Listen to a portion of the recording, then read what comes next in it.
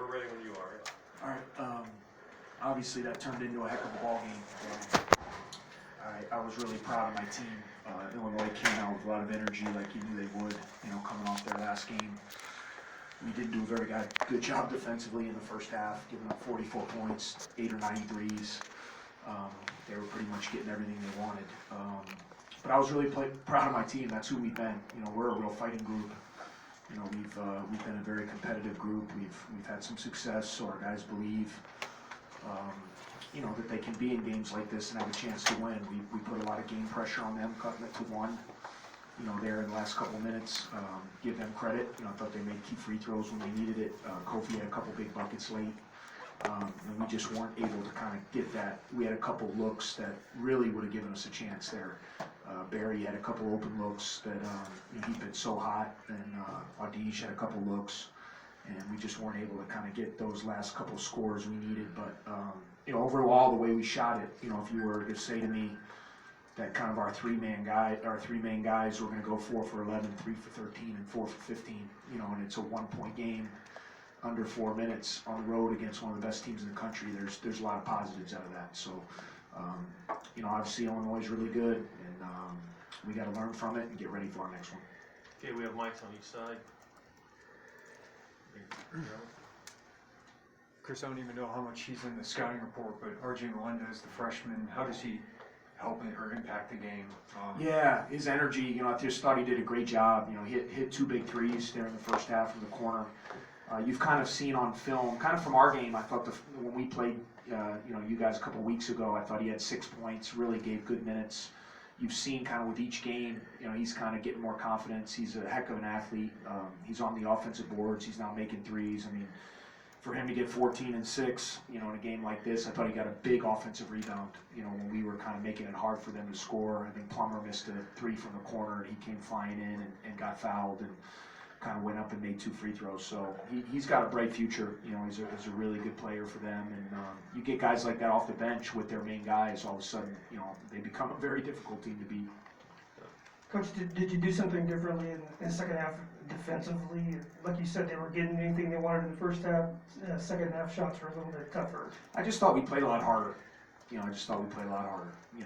just were a step slow, and part of that is them. Sometimes when it's not going well, you have a tendency to always say it's because of us. And sometimes a lot of it has to do with the other team. They came out with great energy.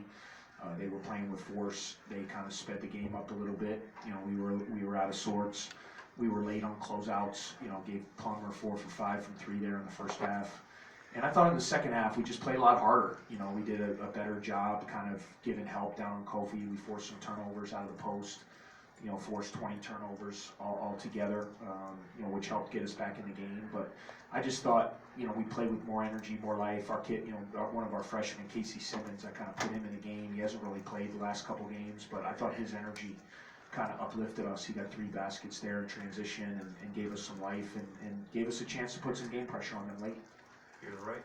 Yeah, you guys had a big 13-0 run in the second half. Just what was the reasoning, I guess? What was the spark on that big run? How big was that?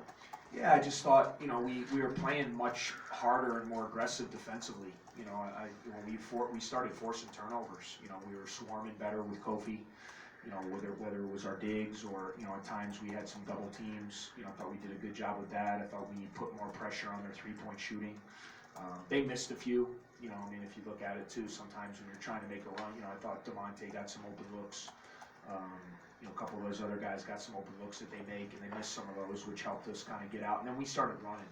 I thought we got out on the open floor, whether it was turnovers or long rebounds, and we were able to attack before their defense got set. If you let their defense get set, they have terrific defenders. Trent is one of the best. DeMonte, obviously Kofi with his size.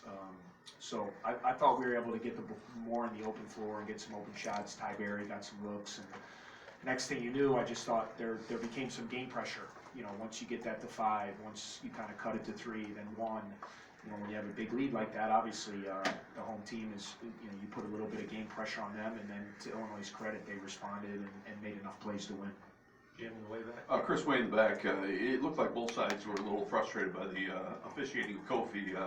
What's the challenge of guarding him and the challenge maybe of officiating with him down there? Yeah, he's a hard guy to officiate. You know, he's kind of a little bit Shaq-like, you know, when you remember Shaq playing back in the NBA. I mean, he's so big, he's so strong. It's hard. It's hard to determine, you know, whether, you know, it's contact, whether it's dislodging, whether it's, and you know, he's such a great player.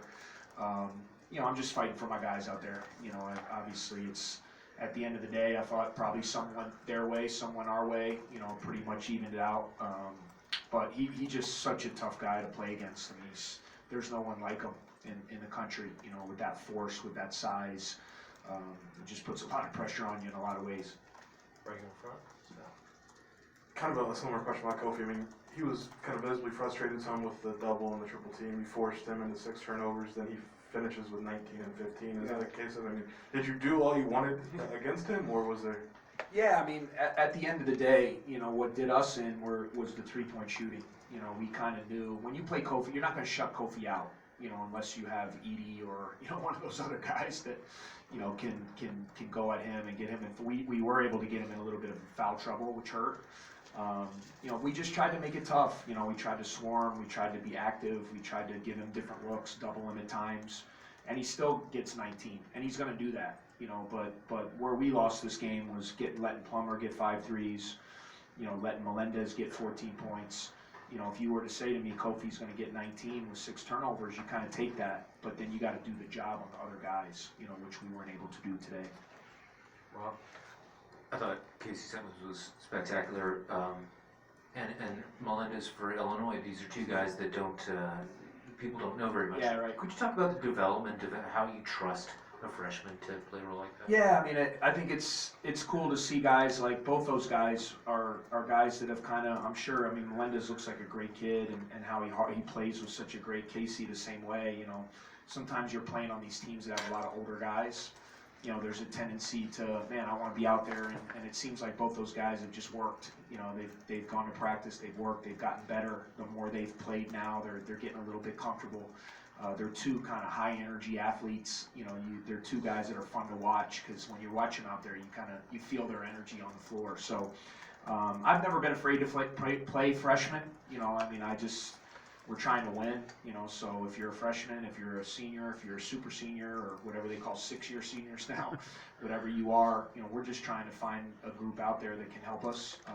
But I've never been one to not give freshmen opportunities, and we have to, because we're a developmental program. You know, for us, we need to recruit guys, get them in our program. We need to get them stronger. We need to get them better.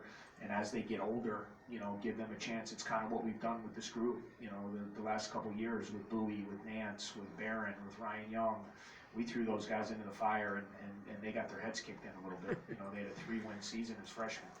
And now they're pretty good, you know, because they've played, they've gotten better, they've gotten older, they've gotten experience. And so to see Casey, to see Julian Roper, you know, to see Ty Berry, you know, as a sophomore, you know, some of our young guys getting better, gets me excited for their futures. Alec? You mentioned Alfonso Plummer's shot making and that being kind of a difference. Makes, I think, 4 or 5 in the first half, and then he kind of gets silenced a little bit in the second half. Did you guys change the way you defended him from behind the arc, trying to limit his catches, or just what did you try and do in the second half? Just tried to be up in his space a little bit, you know, earlier. I thought, you know, Illinois did a good job in the first half. I thought their penetration was getting him open, and he doesn't need much space. I mean, you guys know, you guys have been following him. He's got a quick trigger.